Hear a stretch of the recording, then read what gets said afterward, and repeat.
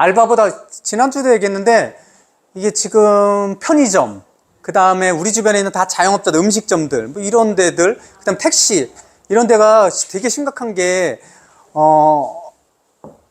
시급이, 최저시급 같은 경우가 지금 9,800원 좀 넘었잖아요. 이게 내년에는 무조건 뭐 10,000원 당연히 넘는 거고. 그래서 이것들을 분야별로 좀 나눠서 해야 되지 않냐. 뭐냐면 부가가치가 높은 것들은 실제로 시급 같은 경우 괜찮지만 부가가치가 높지 않고 낮은 거, 거의 인건비로 해당되는 거, 이런 것들은 그것들을 시급을 동일하게 적용하면 운영이 되냐. 대표적인 게 편의점, 동네 음식점들, 택시, 이거 시급 좀 낮춰줘라. 그리고 분야별로 좀 이게 차등을 둬야 되지 않냐라는 것들이 이게 통과가 안 됐다고 해요. 그냥 똑같이 진행할 거야 라고 해서 그 부분에 지금 계속 문제를 제기하고 있는 게 이 소상공인 대표들 또는 자영업자 대표들이 이거는 너무 가혹한 거 아니냐. 그리고 이렇게 되면 실제로 편의점의 알바보다도 못 가져가는 편의점주님이 생긴다라는 거예요. 편의점 알바는 200만 원 넘게 갖고 가는데 똑같이 8시간 근무해도 100만 원대밖에 못 갖고 가는 뭐 이런 상황들이 계속 벌어지고 있다는 거예요. 그럼 누가 하냐? 이렇게 얘기가 나오고 있는 거죠. 실제로 여기서 얘기하는 게 우리가 시급이 9,800원 조금 넘지만 실제로 뭐 주차라든지 이런 거 다 따지면 실제 그 사람들의 시급은 12,000원에 해당된다 뭐 이렇게 얘기를 해요. 10,000원 넘나 봐요. 그러니까 주차든지 이런 거 합치면. 그렇기 때문에 운영 자체 너무 어렵다 얘기하고 차등으로 이것들을 시급을 적용했으면 좋겠다 이런 얘기들이 있고, 노동계에서는 그렇게 한번 문을 열어주게 되면 이제 여지들이 너무 많아진다 이렇게 얘기하고 있는 거예요. 대체하고 있는 상황인데 요번에는 이것들이 통과되지 못했다 이렇게 얘기가 나와요. 이것들이 양쪽 어느 쪽이 옳다 그르다의 문제가 아니잖아요. 이게 다 생존권이 걸려있는 문제이기 때문에 다들 어려운 상황인 것 같아요.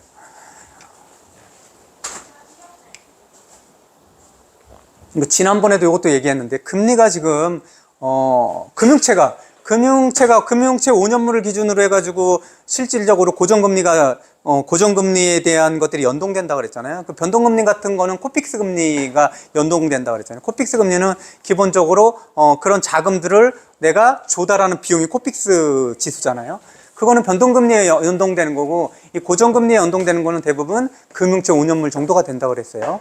그때 말씀드린 것처럼 대부분 3.6 정도, 3.7 정도의 금융채 금융물 5년물 정도의 이자인데, 여기서 보면 우리는 확실하게 좀 요것들을 정의를 해야 되는데, 고정금리가 뭐고 변동금리가 뭐냐 이렇게 좀 나눠야 돼요. 그럼 국가에서는 어떤 것을 권장하느냐? 고정금리를 권장하겠죠. 왜냐면 고정금리라는 거는 지금과 같이 2년 전부터 2년이 훌쩍 넘었지만 그때 2년 전부터 금리가 계속 오르게 되면 이자들이 계속 따라 오르잖아요. 변동금리 따라 오르니까 가계부담이라든지 중소기업이 비용들이 계속 올라가기 때문에 이런 고용에 대한 안정들이 보장이 되지 않더라. 이러니까 고정금리 또는 가계대출도 계속 올라가니까 가계가 힘들어지잖아요.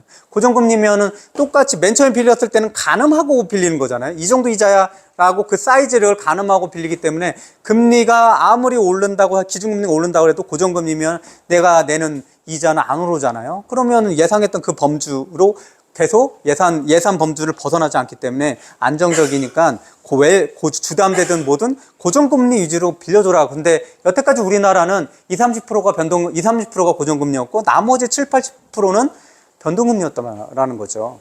근데 외국을 보면 실제로 영국 같은 경우는 뭐 94%가 고정금리예요. 그 다음에 프랑스 같은 경우는 99%가 고정금리예요. 미국도 그런 것도 되게 높고, 되게 독일 같은 경우는 84%, 85%가 고정금리. 그러니까 일반적으로 다른 우리가 알고 있는 선진국에서는 고정금리를 대부분 당연히 그렇잖아요. 모기지라는 것들이 주택담보대출 장기지로 한다라는 것들은 기본적으로 고정형이잖아요. 고정. 근데 우리나라 고정형은 완전 고정형이면 20년, 30년 이런 것들이 고정이 계속돼야 되는 거잖아요. 그게 아니라 우리나라는 고정금리가 5년 정도는 고정이에요. 그렇죠? 그 당시 고정이고, 그 다음에 6개월마다 변동금리 이런 것들이 있고, 또 5년마다 고정금리 되고, 또 5년마다 그 시세에 봐서 또 5년 동안 고정금리, 이런 것들을 주기형이라고 그래요. 주기형. 그럼 국가에서는 적어도 그러면 주기형 정도까지는 맞춰줘야 되지 않아? 이런 것들을 은행에 조금 푸시를 하고 있는 거죠. 5년 고정, 그 다음에 6개월 변동, 이런 거 말고 5년 고정, 그때 가서 또 5년 고정, 뭐 이런 것들, 이걸 주기형이라고 그러는데, 주기형 정도까지는 니네들이 좀 맞춰줘라는 것들이 정부에서 금융권에 요구하고 있는 것들이죠. 그러면서 이 정부가 금융권에 요구하는 요기, 주기형에 맞춰가지고 상품들이 되게 많이 나와요. 지난주에 말씀드린 것처럼 그럼 금리가 주담대 금리가 2.97, 2점대 하단으로 2%대로 뉴스에는 2%라고 하지만 2.9, 4, 7 뭐 이 정도 되겠죠. 여기서 보면 얼마냐면 2.94예요. 그렇죠? 2.94 하단이 2.94예요. 이것도 뭐 다가 아니라 어떤 특정 은행이에요. 하단이 2.94라는 건 대부분 다 어떻다라는 거예요. 3% 넘어간다라는 거잖아요. 우리가 2.94를 만나기는 쉽지 않을 수 있다라는 거예요. 그래도 어쨌든 간에 예전보다는 훨씬 많이 내려간 거예요. 이게 어떤 거냐면, 어떤 상품이냐면, 좀 전에 말씀드린 것처럼 5년 고정, 그 다음에 그때 상황을 봐서 다시 5년 고정. 이런 주기형 상품들이 지금 계속해서 많이 나온다라는 거예요. 그런데 예전에는 변동형 금리들을 되게 많이 빌렸는데 지금 고정형 금리, 이 주기형 고정금리들을 되게 많이 빌리고 있는 거예요. 7% 이상이 주담대 고정금리, 주기형을. 왜 그러느냐? 여러 가지가 있겠죠.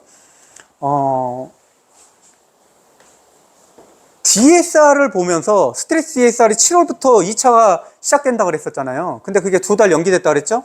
그쵸? 그 다음에 3차는 더 그 다음으로 연기되고. 그러면 잘 보세요.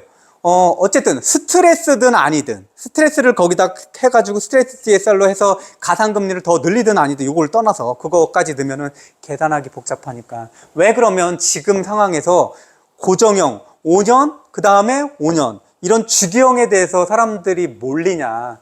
어쨌든 스트레스 DSR이든 그냥 DSR이든 이런 것들이 적용되면 뭐예요? 그거는 원리금 합계잖아요. 원리금 합계. 내 수익에서 원리금 합계. 내 수익에서 그 원리금 합계에 40%까지 빌려준다라는 거고 스트레스가 들어가면 더 떨어지겠죠.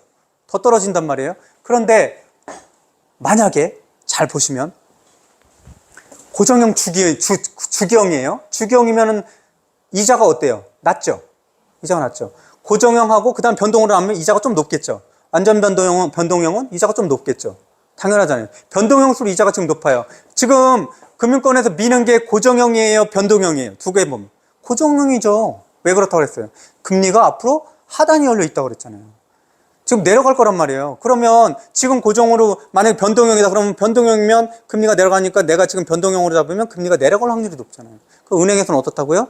지금 내려갈 확률이 높으니까 여기 변동해서 고정해서 묶어주면 지금은 손해보는 데도 있어요. 지금 그렇죠? 기준금리보다도 낮은 거잖아요. 2.94면 그럼 지금은 손해보지만 어느 선에서 5년 고정이잖아요. 어느 선에서는 2.94로 잡았지만 실질적으로 내려가다 보면 더 내려가겠죠. 그러면 어느 순간에서 금융권이 다시 이득을 보는 구간이 생긴다라는 거잖아요. 지금 금융권에서는 변동형이 아니라 고정형을 밀고 있다라는 거예요. 그러면 그래서 고정형을 밀고 있으니까 금리를 좀 낮게 해주는 거예요. 그럼 사람들이 와 금리가 낮아. 금리가 낮으면 뭐라고요? DSR로 내가 빌릴 수 있는 금액이 조금 더 는다라는 거죠. 왜냐면 원리금 합계는 원리금. 원금은 똑같아요. 이자가 적잖아요. 2.94하고 3.5하고 이자가 적잖아요. 그럼 그것들을 20년, 30년으로 나눠봐요. 그러면 실질적으로 내가 빌릴 수 있는 금액이 늘어난다라는 거예요. 그래서 지금 고정형 5년, 그 다음에 그 상황에서 다시 고정형 5년으로 가는 주기형으로 사람들이 많이 몰리고 있다. 이거는 은행의 요구 또는 정부의 요구, 개인의 요구가 마주친 거예요. 개인도 조금 더 빌리고 싶어요. 지금 계속 집값도 오르는 것 같고 전셋값도 지금 58조 오른다고 하니까는 주담대 빨리 빌려서 해야지. 그리고 스트레스 DSR 9월부터는 적용한다고 또 하면 금액이 더 줄어들잖아요. 그리고 내년 넘어가면 더 줄어들 거 아니에요. 100% 적용이니까. 그러니까 지금 이거 2.94야? 앞으로는 더 내려갈 수 있겠지만 지금 2.94면 그 정도면 뭐 감당할 수 있어. 뭐 이렇게 생각하고 이쪽으로 빌린다. 왜냐하면 전체적으로 빌릴 수 있는 대출의 금액이 늘기 때문에. 그래서 여러 가지의 요구들이 맞아서 2.2 고정형 주기형 요것들에 대한 수요가 많아지더라. 금리가 재밌지 않아요? 어려운 날. 계속 듣다 보시면 금리하고 환율은 내가 만약에 경제 쪽에 대해서 조금 더 이해가 되려면 금리하고 환율은 자꾸 보셔야 돼요. 자꾸. 맨 처음에 어렵지만 금리하고 환율을 보지 않으면 다른 것들이 잘 이해가 안 되는 게 너무 많아요.